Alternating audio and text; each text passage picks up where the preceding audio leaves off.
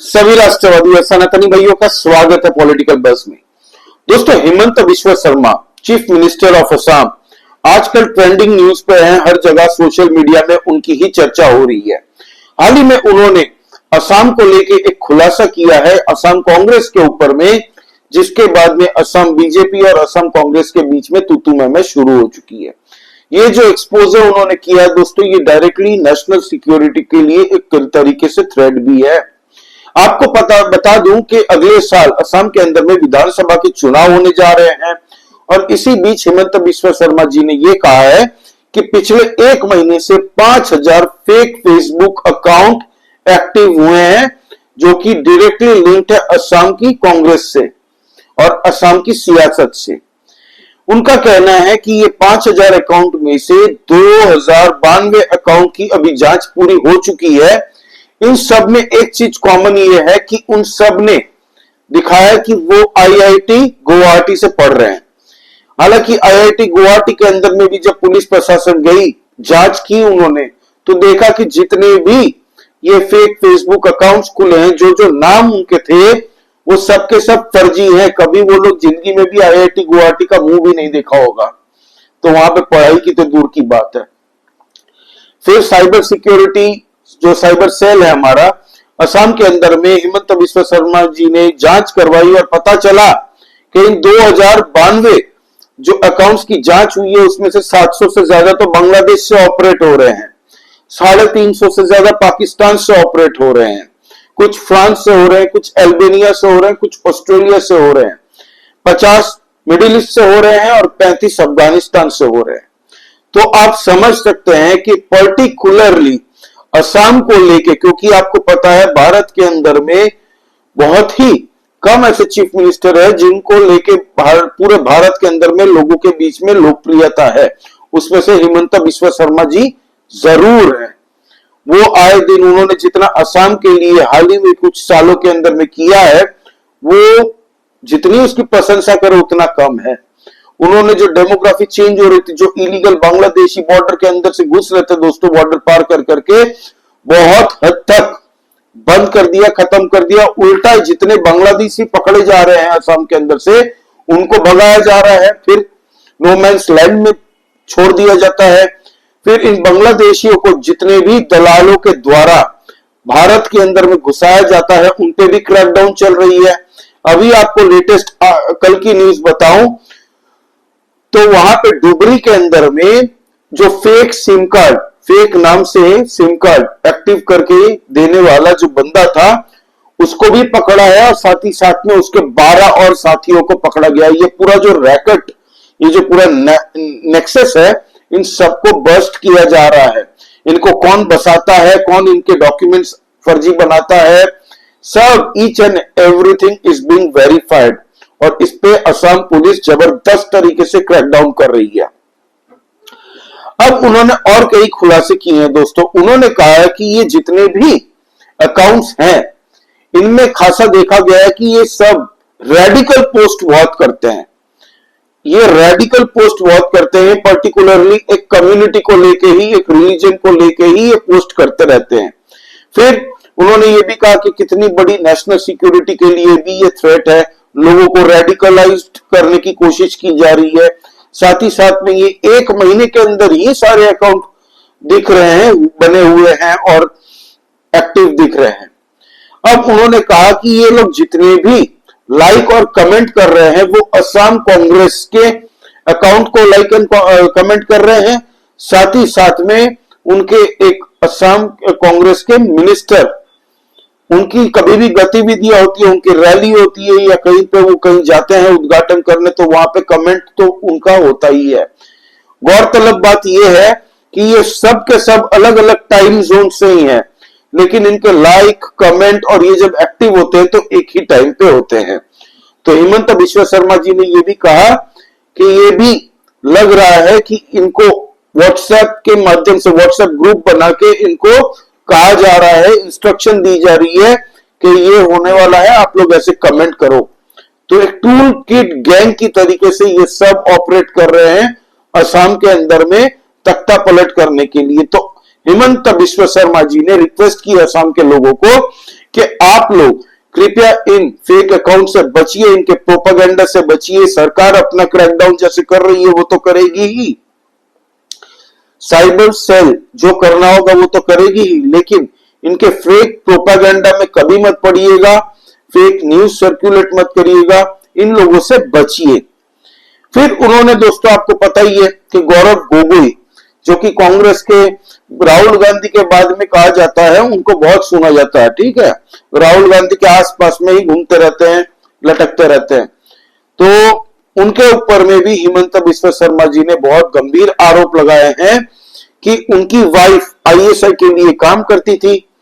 गौरव गोगोई खुद पाकिस्तान गए थे वाया वाघा बॉर्डर, तो वो कोई पर्यटन करने नहीं गए थे, उनको बकायदा इनविटेशन मिला था आईएसआई के द्वारा, इसीलिए वो पाकिस्तान गए हुए थे, किसी को ना पता चले, इसीलिए वो वाया वाघा बॉर्डर होके गए थे।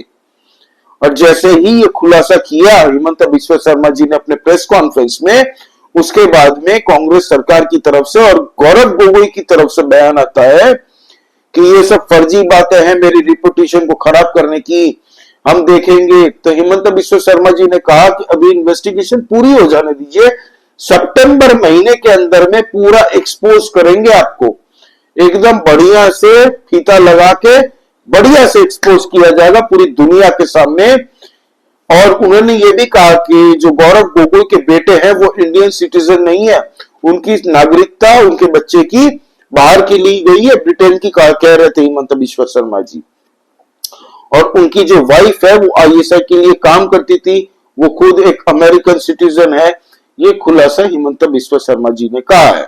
इसके बाद में कांग्रेस की सरकार की तरफ से डिफेंस में ज्यादा बातें नहीं हुई इसके बारे में, लेकिन असम कांग्रेस की तरफ से और गौरव गोगोई खुद को डिफेंड कर रहे हैं कि ऐसा कुछ नहीं है, मैं तो घूमने गया था, क्या हुआ, सबूत दिखाओ, तुम्हारे पास कोई सबूत है तो।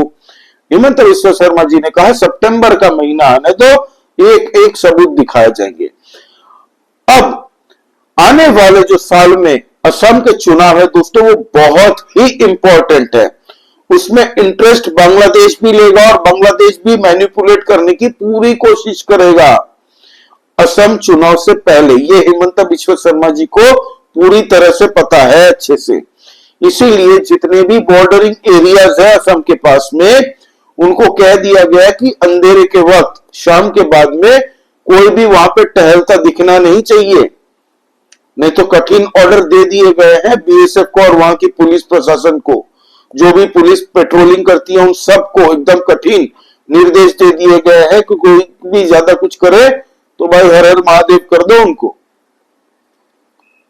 अभी हाल ही में डुगरी में जो अंदर में केस हुआ था, जिसके ऊपर में मैंने वीडियो भी बनाई थी कि शूट एक्साइड ऑर्डर भी दिया था हिमंता बिस्वा शर्मा जी ने कि कोई भी डुगरी के अंदर में 80% मुस्लिमों की जो इलीगल बांग्लादेशी है वो इस भारत के मुसलमान नहीं है, वहां पे मोस्टली सब के सब आप कह सकते हैं इलीगल बांग्लादेशी है, 60 to 70%।